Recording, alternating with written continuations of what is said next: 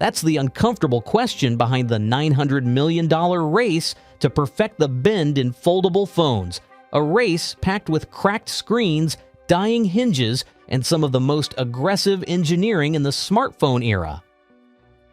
The $1,500 experiment in your pocket. Imagine this. You walk into a carrier store, drop over $1,000 on the latest foldable, walk out feeling like Tony Stark, and 6 months later, there's a bright green line down the middle of your screen, your crease looks like a scar, and the inner protector is bubbling like cheap window tint.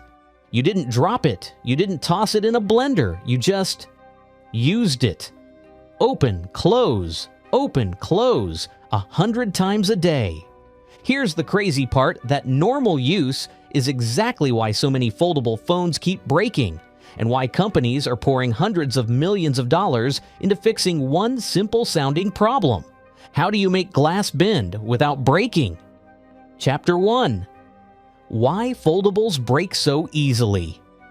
On paper, foldables sound perfect. Phone in your pocket, tablet when you need it, big screen for Netflix, compact size for jeans. The market is already worth tens of billions of dollars and projected to grow even more, so companies are all in.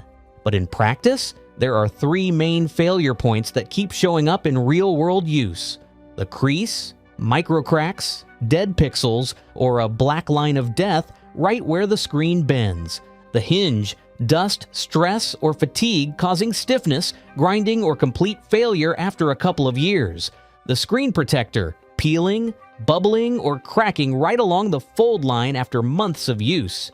Your foldable isn't just a phone, it's a tiny mechanical machine you're flexing thousands of times a month. And every one of those folds is basically stress testing a super thin sandwich of glass, plastic, adhesive, and metal.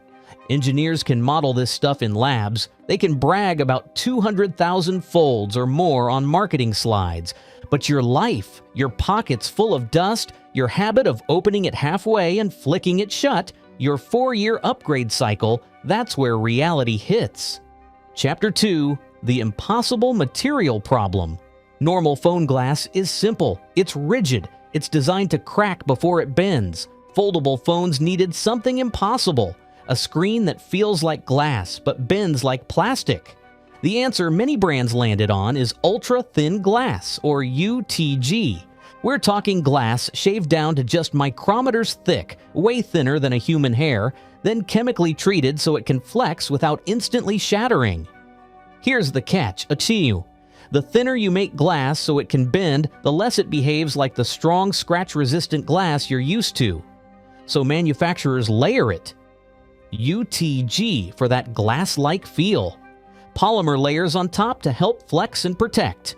Adhesive gluing it all into one flexible sandwich.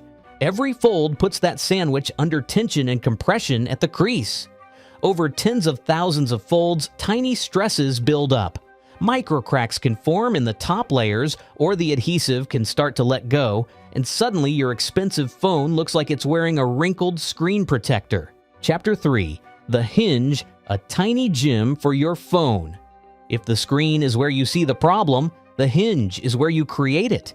Inside that slim metal spine, there are multiple interlocking plates or gears, springs and cams controlling how smooth the motion feels, hollow sections for cables and display ribbons, and all of that has to survive years of folding and unfolding, keep dust and pocket junk out, stay smooth and quiet. Now imagine doing heavy weight training with your knees every single day, but never taking a rest day. That's your hinge. Early foldables used fairly simple hinges that created a tight radius at the fold, basically bending the display sharply, like kinking a hose. That sharp bend concentrates stress right in the middle of your screen. Newer designs use water drop hinges that let the display curl into a gentler loop when closed, reducing the stress. That does help. Wow, boy. But it comes at a cost. More complex mechanisms, more moving parts, more precision required in manufacturing. And even with those improvements, real users still report hinges stiffening or feeling gritty. Failure around the 2 to 3 year mark, even with normal use. Chapter 4. Lab numbers versus real life. On stage, companies love saying things like 200,000 folds. That sounds huge. Let's translate that into normal use. If you open your phone 100 times a day, 200,000 folds equals about 5.5 years. Looks good, right? But that number is usually from ideal lab conditions, perfectly clean environment, perfect consistent folding motion, no random pressure on the screen. Real life is messy. You open your phone halfway and push on the screen. Dust, sand, and lint sneak into every gap. You toss the phone in a bag under a book that weighs a couple of pounds. Users online talk about failures in 6 to 24 months, bubbling protectors, cracked crease areas, hinge issues.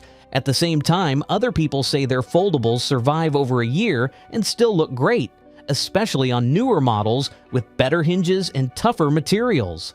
Here's the tech is improving fast, but the gap between marketing life and real life in your jeans is still big enough to crack a screen through. Chapter 5: Why Companies Still Won't Quit. So if foldables keep breaking, why are brands still all in? Because there's a lot of money on the table. The global foldable smartphone market is already worth tens of billions of dollars and projected to more than double by 2030. Tech companies see foldables as the next wow category after regular slab phones plateaued. A way to charge $1,500 plus for a device again. A status symbol product that screams future. In other words, your broken crease is the price of admission to a market that could be worth tens of billions more in just a few years. That's where the $900 million race comes in. Across different brands, there's massive spending going into R&D for better UTG and polymer blends, new hinge systems that flex the display more gently, durability testing rigs that fold phones hundreds of thousands of times. It's not one company writing a single $900 million check. It's an arms race, each brand pushing hundreds of millions into their own designs, patents, and testing, trying to be the first to make foldables feel as reliable as your everyday glass slab. Because whoever makes the first foldable that doesn't feel fragile, that's the brand that turns this from a niche toy into the default phone for millions of people. Chapter 6: What's actually getting better. Let's give credit where it's due. Foldables are less disaster-prone than that infamous first wave. Over the last few years, companies have rolled out real improvements. Stronger UTG and polymers. Newer ultra-thin glass is tougher and more flexible, while advanced polymers on top give extra protection without killing the bend, water resistance, and better sealing. Some recent foldables now advertise water resistance ratings, showing that hinge sealing and internal protection have improved. Users with newer models report fewer instant horror stories, and some devices have gone well over a year with minimal issues, especially from brands that nailed hinge and protector design on later attempts. But even with all those upgrades, there's still a ticking timer, and it's set for about 2 to 3 years on many devices before something expensive needs replacing. Chapter 7: The Hidden Cost: Owning a Foldable in America. Let's talk about what this means if you're in the US and thinking about buying one. You're not just paying the sticker price, you're paying for shorter realistic lifespan. Many users suggest planning on 2 to 3 years before serious issues might show up. Service or warranty hassles, screen protector replacements, hinge repairs, or full inner screen swaps are way more complex than with normal phones. When your $1,500 foldable fails and you're out of warranty, you're not looking at a cheap fix.